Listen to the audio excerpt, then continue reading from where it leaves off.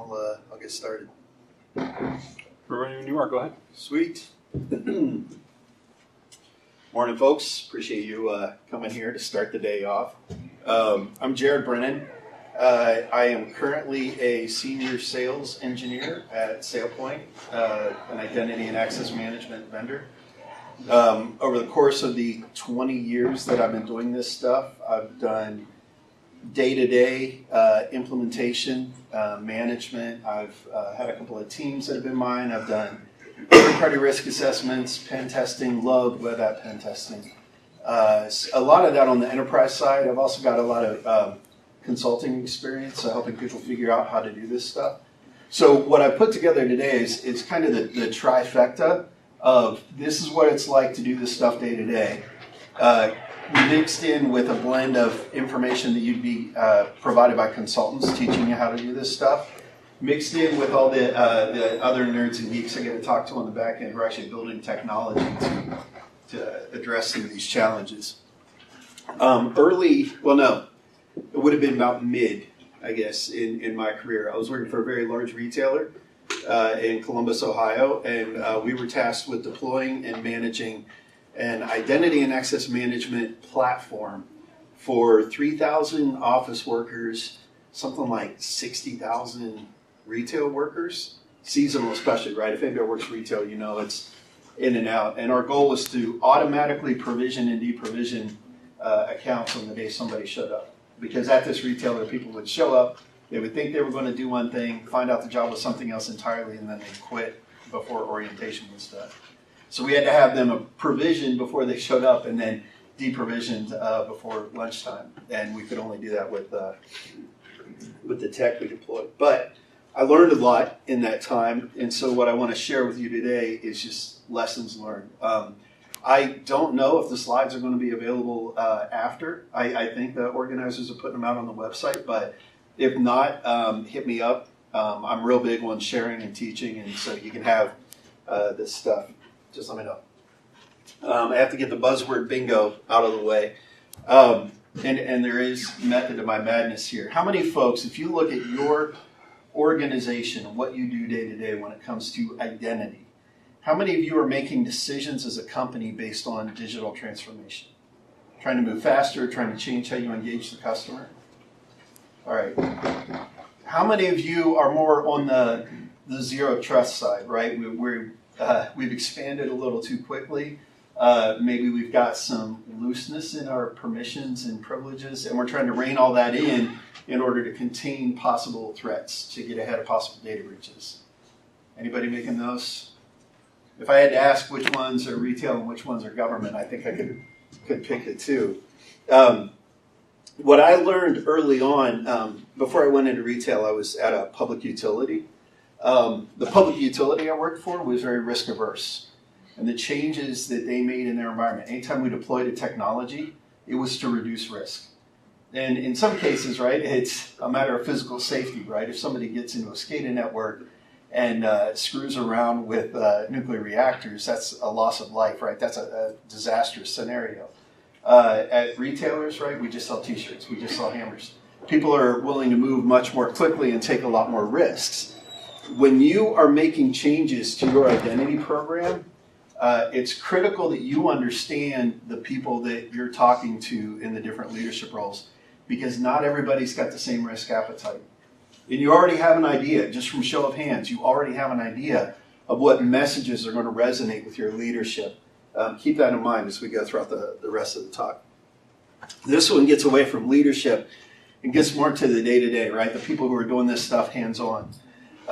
When you look at your identity activities, right, all the things you do around identity, do you feel that the people working on that stuff are focused on high-value activities or low-value activities? Anybody high-value doing the more strategic stuff? Anybody doing things that could be automated with a very small shell script? So, both. All right, and that's fair. That's probably the more realistic, right, that bell curve. When I was a hiring manager, I hired people so that I could train them to be good enough to not work for me anymore. I know that I'm a curious person. I like to grow. I like to learn. One of the reasons I've had some of the successes I've had in my career is because I've had the opportunity to work with people who've given me a chance to explore. If you hire somebody and then stick them in a job where they're just reviewing logs all day or creating Active Directory accounts, they're going to get bored and they're going to leave. But they're not going to grow, right? They're not going to be able to do the cool, smart, creative stuff they were hired to do in the first place. That is a big factor when you're talking about identity governance and identity and access management. When you start to refine your program and build things out, you can take people who are doing those repetitive tasks and put them on the cool stuff, which has, just for me, it's a personal thing. It's there's a lot of value to that at a personal level. Before I dive into some of the how-to, just want to make sure we've all got some of the same language, because I know everybody's coming from some different background. When I talk identity and access management or identity governance and administration, I'm really talking about people having access to things at its simplest. That's all we're talking about. But it's not just like Active Directory accounts, right? It's somebody needs a badge. Somebody needs physical access to a building. Whatever you're giving people access to, the ability to track that and automate it is really what that program looks like. So when I look at identity, and this is some of the language we use internal at the company I'm with, there are 3 types of activities that I care about. Joiner, mover, leaver. A joiner is when someone enters into a relationship with your organization. The most common example is you hire an employee, but it's not the only example, right? If you engage contractors or consultants and you want to put them on your network for a minute before you take their access away, that's a joiner event. You've got suppliers, partners, volunteers, interns, doctors, nurses, students. I mean, there's a whole population of people who might not fit into that full-time employee bucket, but they still need access to things in order to do what you're trying to do. So when that relationship starts, that's a joiner event. When the relationship ends, right, that's a leaver event. And that leaver event can get messy. I spent some time working in higher ed, right? Nobody ever leaves higher ed, right? They just move to a different area, right? They're either an employee, a student, they're alumni. If they're on the med center side, then they're doctor, patient, nurse, right? It's complicated. And when people retire from an organization, they still may have some relationship for benefits and healthcare, right? Somebody goes on, the end of it, right? When they no longer need all the access, that's leaver. But that middle ground, the mover, is where something changes in that person's job, but they're still actively engaged somehow, which is where I put, transfers and promotions, right? Somebody decides they're fed up with IT and they want to go work in legal, right? So now they need a whole different batch of access. If I have somebody who goes on short-term disability, right, or somebody who goes on sabbatical, maternity leave, paternity leave, where they're not going to be there for an extended period of time, but I don't just want to shut everything down. I want to maybe disable a couple of things and pull them back. Understanding those mover events is kind of tricky, but if you approach your identity program saying, look, I'm going to put everything that's happening into one of these 3 buckets. It's either a joiner event, a mover event, or a leaver event. You'll find that it's a lot easier to start to identify and build out the processes that you need. And it's a heck of a lot easier when you're trying to communicate with people outside of your team who don't have the same depth of knowledge or understanding that you're bringing to the table. So that's your IAM primer. The first thing I recommend you do when you're building out your identity program is seek first to understand. So take a look at all of the accounts, right? We're not going out and making any changes. We're just going out and doing discovery. How are people accessing the things that they're accessing? Well, chances are there's a username, password, maybe a multi-factor token somewhere that you put the right combination together and they can get on a Linux box. They can get on a domain. They can get into an internal web app. They can get into an external software as a service web app. Right? If you start to look for these accounts, it's going to start to paint a picture of what's in scope for your identity program. Now, and when I use the word identity, I'm being very deliberate. And identity is not an account, right? I'm Jerod. I have a couple of Gmail accounts. I have more social media accounts than I care to admit. I've got my work account. I've got my online banking account. I've got all these different accounts that are different usernames, different passwords. But at the end of the day, I am one flesh and blood person. And that's the identity that's connected to all those separate accounts. By identifying all of the accounts, you're going to get a better idea of how they roll up to an identity. So like I mentioned, with the joiner events, we've got employees, which might be full-time, part-time, seasonal employees, which can get a little tricky, people who are still employed but are away for a minute, people who are retired, alumni. All of these tend to be governed by HR. So human resources is going to say, hey, come to us. We're the folks you need to talk to about those accounts, and we'll help map them back to identities. But there's a whole population over here that HR, as nice as they are, doesn't want anything to do with, right? They're busy with benefits and healthcare and training and all the things they're providing, all the services that they were hired to provide for employees. Then now we've got contractors, consultants, we've got accounts that live at the machine level, right? Like if you've got admin rights, you might have your regular day-to-day account, and then you might have accounts that give you elevated privileges. You're going to have those built-in admin accounts and some of the admin apps if you're in IT and running systems. All these things that HR doesn't want anything to do with, right? That's not their world. And then customers is another, where we've got a whole population of users who are accessing more and more of our stuff, but they don't live in any of these environments. From an identity and access management perspective, you want to look at all of them. Then make decisions about which ones you want to govern and which ones you want to address. Is anybody doing anything with bots today? RPA, robotic process automation? I just started playing around with UiPath. I've got a bot I'm trying to build that does OSINT gathering for web, just all publicly available information you can get on the web, but I'm trying to automate it to a point that I can send an email to a Gmail address, and then the bot will kick me back all the OSINT for the organization I'm profiling. It's really a fun time to be playing around with technology like that because it's accessible to people like me who, I don't do it in my day-to-day job, I'm just doing it as a hobbyist. Organizations that are deploying bots are giving them access. I mean, they've become their own identity, but who's managing that stuff, right? That's another thing that HR, if they don't want to talk to contractors who are flesh and blood, then they're not going to talk to your RPA bots either. So they're a little different than your system service accounts, but you want to find all of these accounts and you want to figure out who governs this, who makes decisions about policy and turning accounts on, turning them off.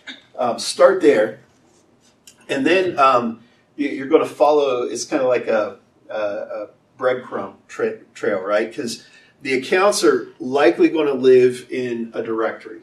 Now, most of them may be Active Directory. You might have apps that have like a local database of accounts and people aren't pointing all the internal apps to AD. Software as a service apps tend to have their own accounts, even if you're doing federated authentication, right, like single sign-on or SAML. You're still going to have accounts that live out there that users might be able to log in with. And as you're tracking these, you're going to find that every account's got at least username, password, maybe a token, and then once they get in, they're going to have access to two different types of data. Structured data is all the database stuff, right? Apps are usually built on this.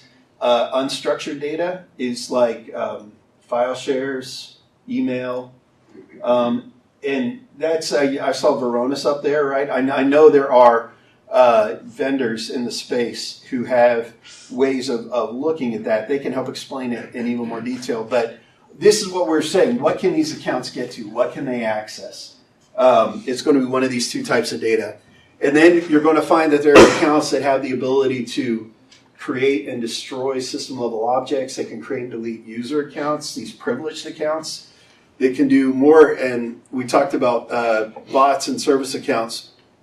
When you find all of these accounts, right, eventually audit is going to come to you and say, all right, so what can they do?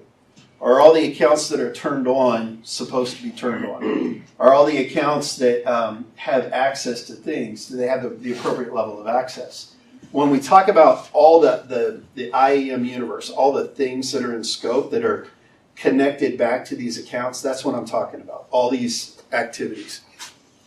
So if you've got an idea of all the accounts, this is going to lead you to, well, what systems do we have in play? And when I say system, I'm not talking about servers. I'm talking about a collection of like processes, technology that performs some business function, right? Like if you've got an ERP system, enterprise resource planning, right? ERP systems are not just a box, right? They're a lot of bits and pieces. Start to identify all of your systems. Does anybody have like a CMDB in place today, configuration management database?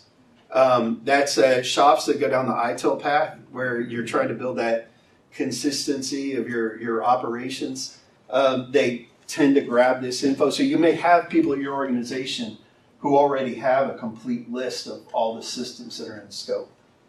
Talk to them to get some of the info. For your apps, you're going to want to look on-prem and SaaS. I've done enough third-party risk assessments to tell you that even mature security organizations have people using web apps to host your data and to perform some business function that IT doesn't know about, security doesn't know about, purchasing doesn't know about. But from an identity perspective, that's in scope for what you're trying to do with your IAM program. If somebody's using it for work, and if there's an identity tied to an account, tied to access, it's in scope. And then also local accounts as well. But you want to look around for all of these things because this is where the accounts are going to be stored, and you're going to start painting a picture of what your environment looks like to give some context to all the things that people can access, because not every account is equal, right? You've got some basic accounts that can only do 2 or 3 things versus privileged accounts that can do a lot of things.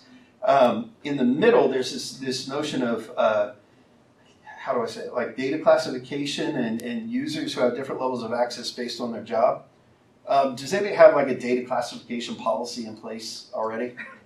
Are you 3 tiers or 4 or 5? 5, oh my gosh. 5's too complicated for me. If it works, it works. I'm a fan. I've seen the 4-tier model work pretty well. And I hesitate to make it too complex because finding that balance between simplicity and security is a daily thing with me. At a minimum, if you've not explored data classification, you should have at least 3 tiers. I don't know how to get past this, right? You're going to have data that everybody can see, even if they don't work for your organization. That's public. Your marketing website, if your marketing website isn't publicly available, you got bigger problems.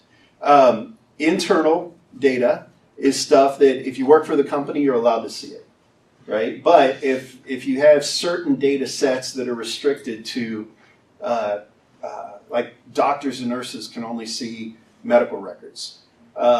People doing customer service can only see credit card numbers, and even then can only see one at a time. You're going to have certain data sets that are regulated or that you want to protect with a little extra vigor, a little more attention. Even if you're like manufacturing some of your intellectual property, even though it doesn't have like an external regulation bound to it necessarily, you might still say, well, we don't want everybody in the company to have access to that IP. When you start to find all these accounts and map them back to systems, you need to start painting a picture of which systems are the most important. Because otherwise you're going to get stuck. You're not going to get anywhere. You've got to start small and build up from there. What I have done both in my consulting days and even now in the role that I'm in, I do these maturity assessments around identity where it's really, I'll talk about the IDSA in just a sec, 25 questions about what we should be doing in our identity programs. And instead of saying, are we doing it yes or no, I use the capability maturity model's 5-point scale. If you've not done any maturity work, it comes out of the DoD.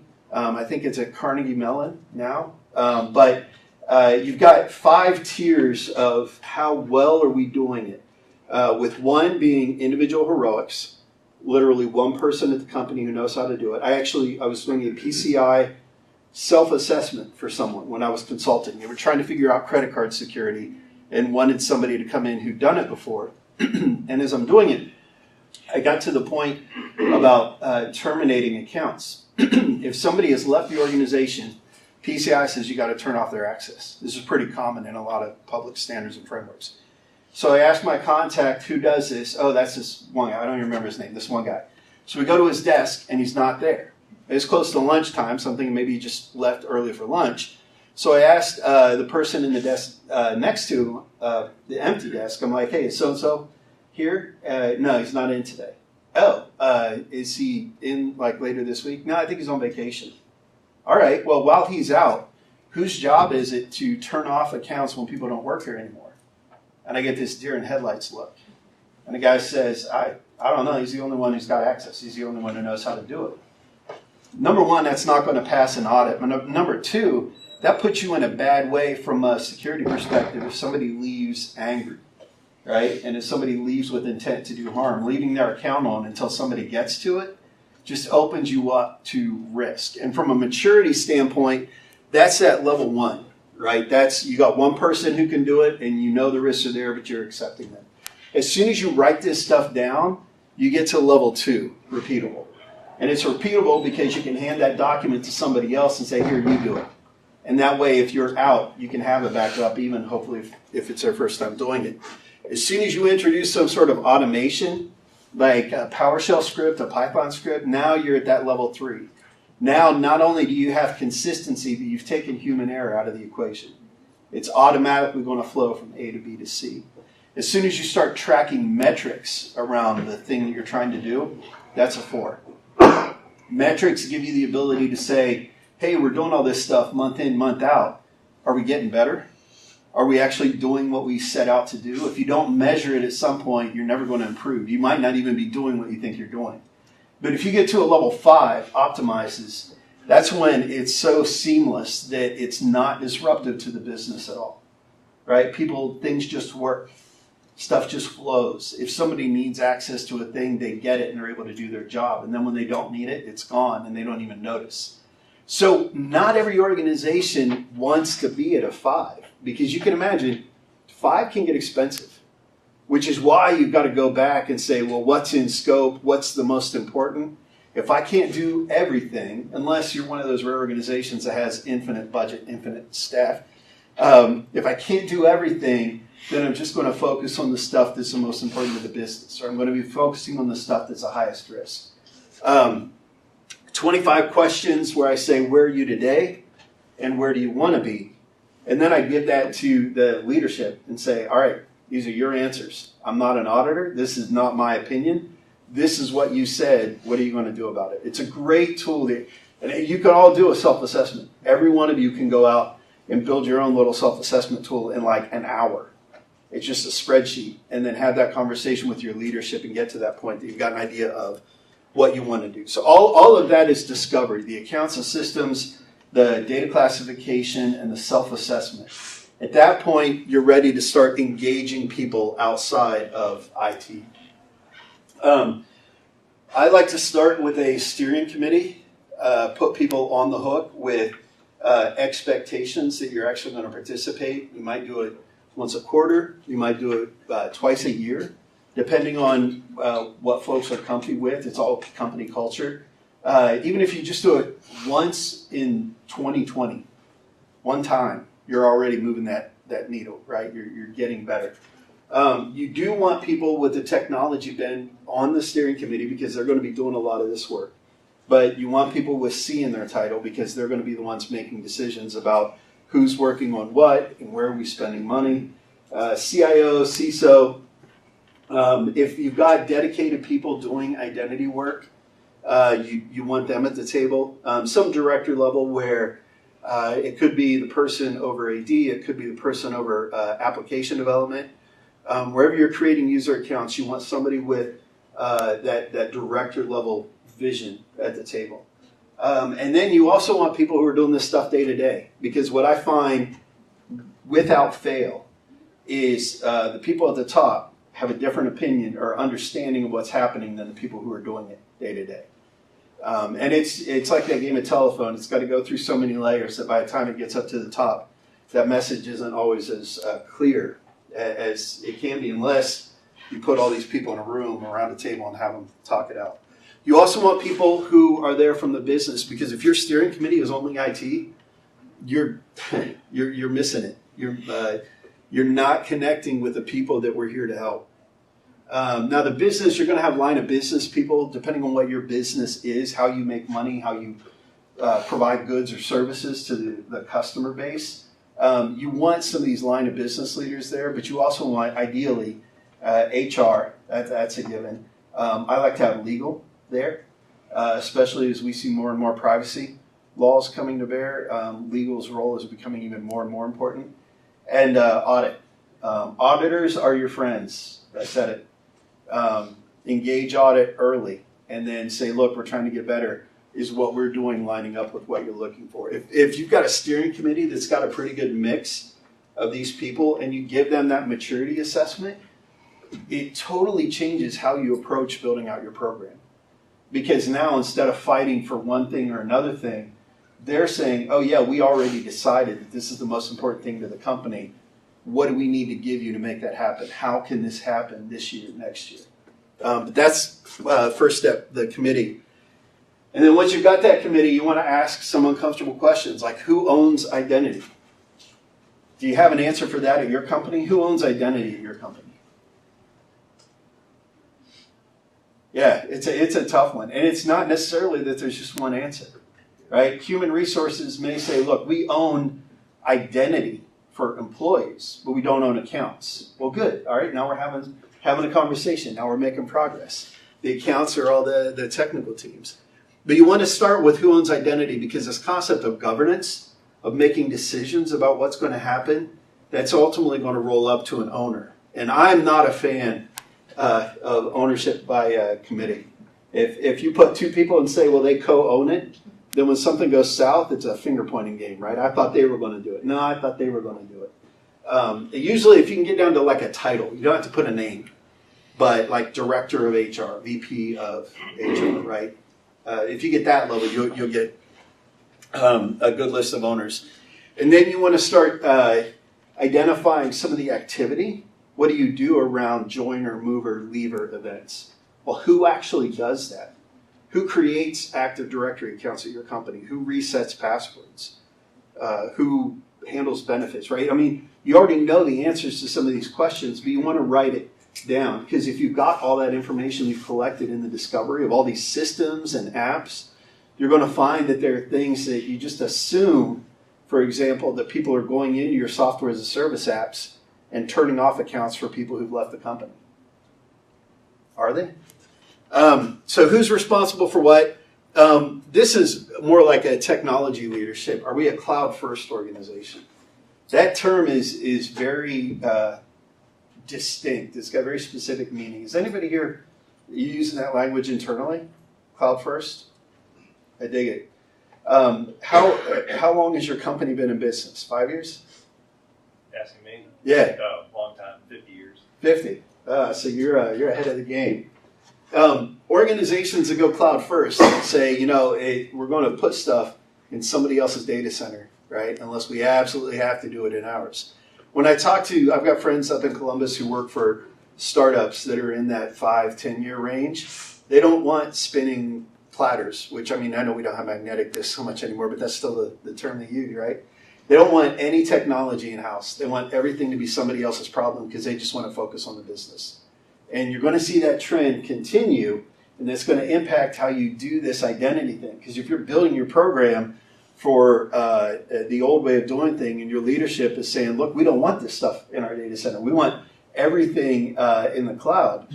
Then you need to bring that to bear with all the activity you're doing. And then how do you prioritize this list of 3? And this list is very specific, and there are no ties. If you ask this question, do not let somebody say, well, they're all important. No, that's not the point. I need 1, 2, 3. Because risk reduction tells me that I'm risk averse as an organization. I'm going to be more interested in zero trust. Cost reduction tells me that you're not so interested in what I'm doing as long as the numbers are better next year. And then business enablement tells me that digital transformation, better customer experience is a message that's going to resonate throughout the organization. When I worked public utilities, risk reduction and cost reduction fought for 1 and 2, but risk reduction was number 1. When I worked in retail, business enablement was number 1, then cost reduction, then risk reduction. You need to understand 1, 2, 3 of your organization if you want the things that you're telling them to click. Otherwise, you'll be talking into the ether. You won't get the response you're looking for. I'm a fan of writing things down. I've worked with people who intentionally avoid policy. I don't get it. I went to school to be a teacher. And what I learned in my student teaching, and I'm also a parent of 3, 1 in college, 2 in high school, what I've continued to learn by parenting, if you tell somebody something once, that doesn't mean they get it, right? If you set an expectation verbally, don't expect everybody to even interpret it. If you work in an organization that has an international workforce, you'll also find that culturally, even the word yes or gestures like nodding have different meaning to different people based on where they grew up. So if you write things down about, we know what's in scope, we know what we want to do, let's start putting that on paper. Now you've got a communication mechanism for everybody, right? You can put that out. Everybody in the organization knows what their password has to look like. Everybody knows that they're not supposed to put stuff on their computer that doesn't belong there, and that they're only accessing things that they need to do their job, right? Put this stuff down in writing. You'll have maybe like an IAM policy, a data classification policy. You might put some of this in acceptable use, but as you're starting to figure this identity thing out, take a minute and write it down. What I mentioned during the maturity assessment discussion, the IDSA, Identity Defined Security Alliance. First, does anybody know who this group is? Has anybody heard of them? All right, another question. How many of you have heard of OWASP? All right. Oh boy, that's like half the room right there. So for folks who haven't, OWASP, Open Web Application Security Project, has been around 20 plus years. And they do all things application security. It's a not-for-profit global organization with tens of thousands of people working on projects and documentation and cheat sheets. And if you do any application security work, OWASP is your jam. They are the people who have all the stuff you need. If you go to buy an application security scanner and it doesn't check for the OWASP top 10, chances are it's not going to make it through the vetting process, because they have become that integral to application security that they're kind of the standard for how we get our foundation in web app security. The IDSA is kind of like OWASP year 1, but for identity. So it's a very new, very young organization, but it's not-for-profit. They've got a director who's driving a lot of steering committees, and they've already published a framework for how to do identity. They've got use cases, they've got reference architectures, they've got input from I don't know how many dozens vendors and consulting companies, people who have been living this life for years. And because it's all these people, it's not one vendor saying, do it our way. It's kind of a vendor agnostic. No, these principles apply regardless of what you're trying to do. If you're doing identity, this stuff is useful. They've got the 25 controls I use in my maturity assessment, copy paste out of this framework. And it's free. You don't even have to register to download it. It's there on their website, IDS Alliance. So as you're building out policies, as you're doing that framework and you're talking to people about identity, take a minute to look at that framework and start to bring some of that language into your conversation. Because if they continue on the trajectory they're on, then in 5 years, it's going to be like the go-to starting point. Are you doing identity right? Yeah, actually, it lines right up with the IDSA. And then you want to write down some relevant metrics. If you want to improve, you have to measure.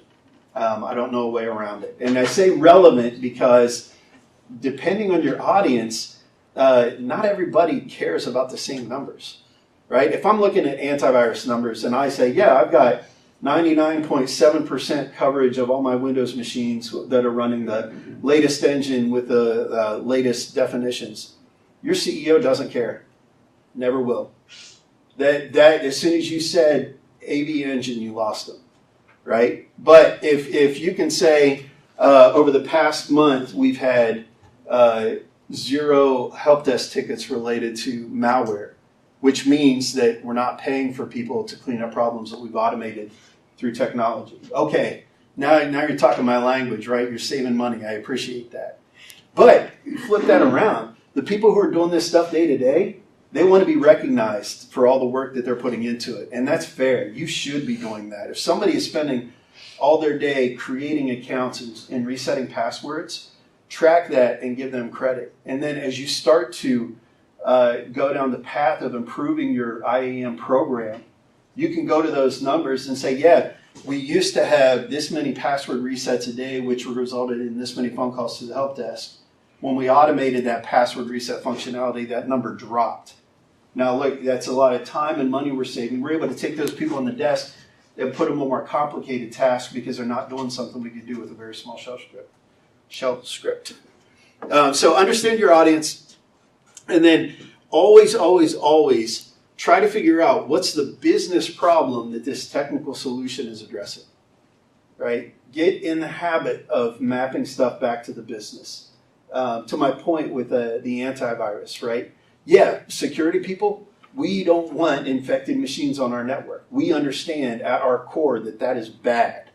But people in leadership just want their employees to be able to do their job, right? So addressing that antivirus question in the language of business productivity and cost savings, translate that over to all the identity work you're doing, all the manual activity you're doing. Can you automate that to help users do what they're trying to do more quickly, more effectively? Different metrics for different audiences. And now you're ready to start engaging your project managers. I've got a friend who's a project manager, and it doesn't matter what environment. He's worked at large financial institutions, large insurance institutions, small consulting companies. He's got the same methodology he applies wherever he goes because it works, right? First thing you want to do when you've got all this information, right? You know what your environment looks like. You know what leadership is interested in tackling. Put together a strategic plan. Just next year we're going to do this. And then the year after we're going to do this. The examples I have up here aren't yours, right? This isn't necessarily right for your organization.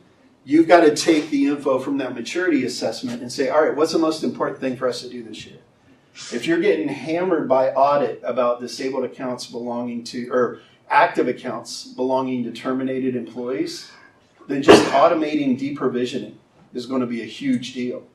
But if you've outsourced your service desk and you're paying something like $3, $5 a phone call, and you can show an immediate cost savings to automating password resets, maybe that's what you start with, right? I can't answer that for you, but you can find the answer to that question with that maturity assessment. So go through that assessment and then put a multi-year plan in place to say, this is where I'm going. This is the direction that I'm heading. Steering committee, do you agree that we should tackle these things in this order? Once you get that info in front of the committee, it is essential that you find one quick win. Because ones and zeros aside, people are people, and we get distracted. If you're a large organization and there are a lot of competing projects, and you go in with all these identity things you want to do, and you try to do them all at once, but you say, yeah, I'll have something for you in 2.5 years, you're going to lose attention and funding probably within 6 months. Why am I throwing all of this money at your program if you're not actually changing things for the better? But I am changing, it takes time. Well, I don't see it, right? So I've got other people who are willing to do things today. If you're doing that strategic plan of all the big things you want to do, scale it back and pick one thing that you could knock out that would be noticed by multiple people. I talk to a lot of people who are doing certifications, right? We have to go in and review somebody's access and say, yeah, they're all supposed to have it. talk to your audit department and ask them if the people that were doing that are just rubber stamping it, right? I've got 200 things that Jerod has access to. Yeah, he needs access to all those. Because if I say no, right, and I disrupt his ability to do his job, it's just going to create a problem for me later. But if you can go to audit and say, let's automate that process, and then all the people throughout the company, technical and non-technical, who have that responsibility of reviewing access, can be your advocates, right? You can go to them for success stories to take to the steering committee. And they say, yeah, I used to have to spend 4 days going through all these accounts and doing it, and now I do it in like an hour, right? That kind of win is going to make a big difference politically. And it's that blend of the politics and the technology that help you move your program forward. Also, when you're writing down all the things you're going to do, individual ownership, again, somebody has to be ultimately accountable. Now, you can make it a team, but it's the manager of the team who owns that responsibility. If it doesn't happen, they're the one in front of the steering committee saying, yeah, I know we wanted to do this, but I missed it, right? That's my bad. You want to have individual ownership of all these things. Otherwise, you run the risk of them not actually getting done. But once you've got that plan in place, right, you've built on everything that you've discovered. You've talked to people in the business to build context and find out what's important. And now you've written down a plan of what you're going to do. Now you actually go out and do it. One of the first things you could do from one of those quick win, well, kind of a quick win, but it's more for like long-term success, is clean up some of the directories. If you discover directories, right, once you've got a list of all the places that people can log in, ask the admin for each directory, are there any accounts that we can get rid of, right? Or permissions, are the permissions right, right? Just talk to your Active Directory administrators and ask them if there are any groups you can get rid of.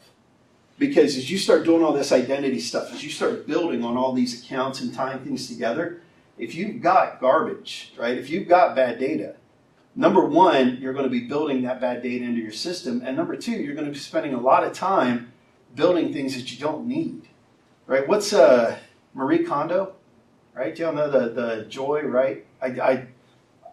My wife knows her. I don't know her, but she does the whole get rid of stuff that doesn't bring you joy, right? It's that kind of thing. You got to go through your environment and clean house so that you've got some sort of stable foundation that you're going to build that stuff on. Get into those environments and start cleaning up attributes. This gets into some of the automation that you're going to look at later. You want to be able to determine what maps to what. Has anybody done EDI, electronic data interchange? Right, that's where I cut my teeth in IT, right? And it's the whole notion of I've got two disconnected systems that need to share data. I need to give them a common language, right? I need to give them the ability to get data back and forth so that they both understand it. Identity is pretty similar, but it gets down to attributes that map who has access to what. So you want to go in and clean those up, and then start defining roles. Is anybody doing role-based access control today? It's all right. No, even a shaky hand is good. RBAC is big, and it can be daunting, but you don't have to do everything right out of the gate, right? If you just automate Active Directory account and email, right? Those two things. Number one, people can walk in on the day that they're hired and start doing something, because I guarantee HR will already have sent them email messages that you need to do this training, you need to sign these policies. But it doesn't mean that you have to do down to the nth degree every little thing automated. No, just do a couple of simple things, start to make people's lives better, and then build on top of that. That basic, just a couple of things, we call that like birthright provisioning, right? That's every employee gets it. You might be able to go and say, everybody in finance gets this app, everybody in accounting gets this app, or like HR gets this app, legal gets this app. And then you can start doing departmental mappings. And then you can go down to like job code and say, if you've got this job code, it means you're manager versus employee versus supervisor. And you can build on top of all that, but you don't have to build all those roles right away. Just start with the basic birthright stuff. And then it's okay to have singletons, right? These little one-offs that just don't fit anywhere, right? You can get to a point where you can automate the request and approval and provisioning process, but people don't need to get that as soon as they hire in HR. Just get started with some basic stuff and then build on top of that. And then you're going to look back at that IAM universe and say, what can I automate? Can I automate provisioning, deprovisioning? Can I automate password resets? Can I automate who has access to what data, what file shares? And then, again, the value of having audit involved early on is you're going to be able to take all these things you've done and just give it to them and say, yeah, that stuff you've been asking me for years, here it is. And you'll find with audit as your ally, that helps your budget as well. And then step 5, it's important to, again, recognize success. So track those metrics, brag on the people who are fixing things and making things better. Give them kudos if that's a extra couple hours vacation, if it's a gift card to Amazon, if it's, we used to use, kid you not, a stuffed animal at public utilities, a Beanie Baby. You remember Beanie Babies, right? That whoever was doing the cool thing that month, they got to keep the Beanie Baby on their desk, and it made a big, it was a really big deal to the people who got it.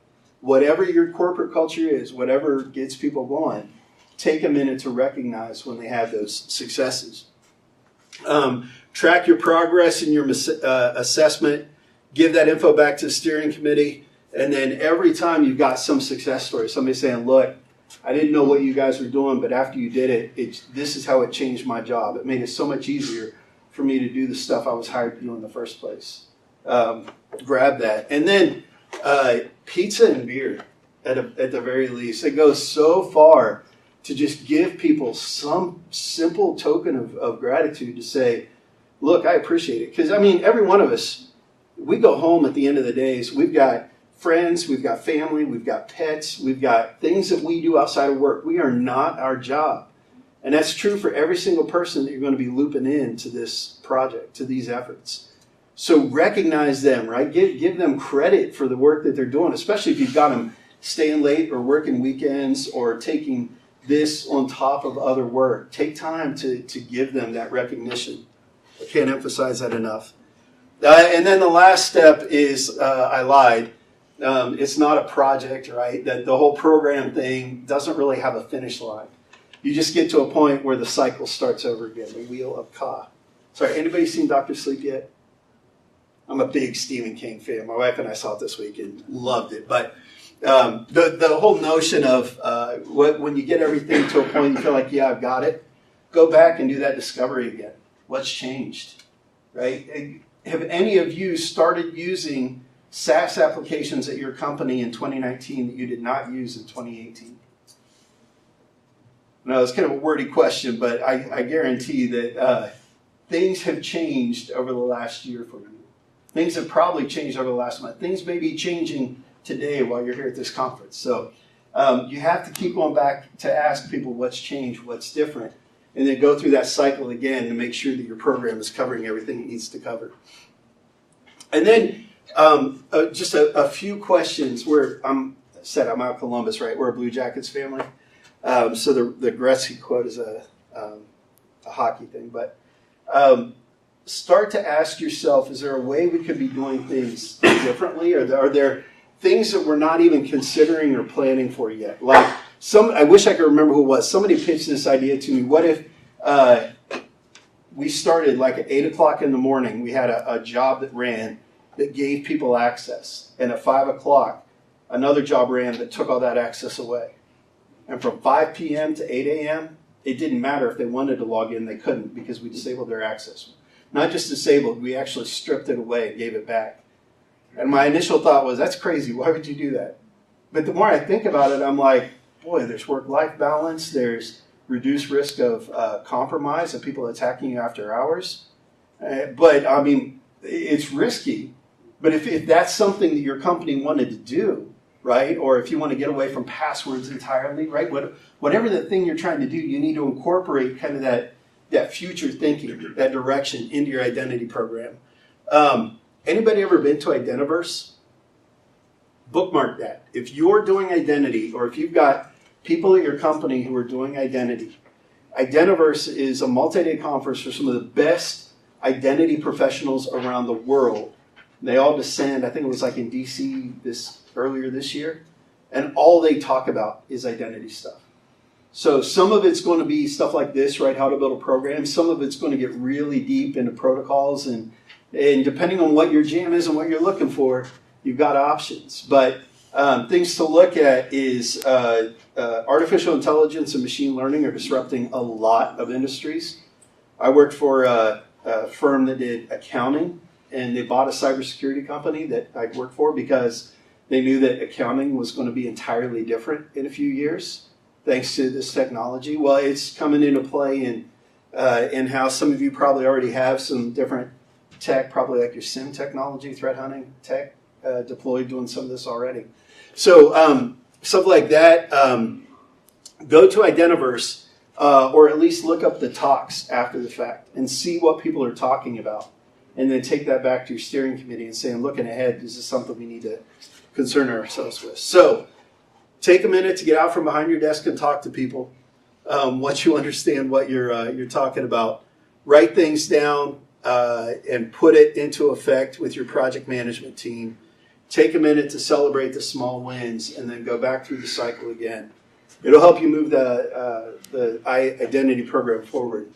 And I know I always run, 1 minute past, gosh darn it. Always running out of time. Any questions? So if you want the slides, if you think this info is useful, hit me up or hit up the conference organizers. We all have them. And then take them back. Share them with people. Start using this. And just focus on a couple of small wins and then build on top of that. So thank you very much.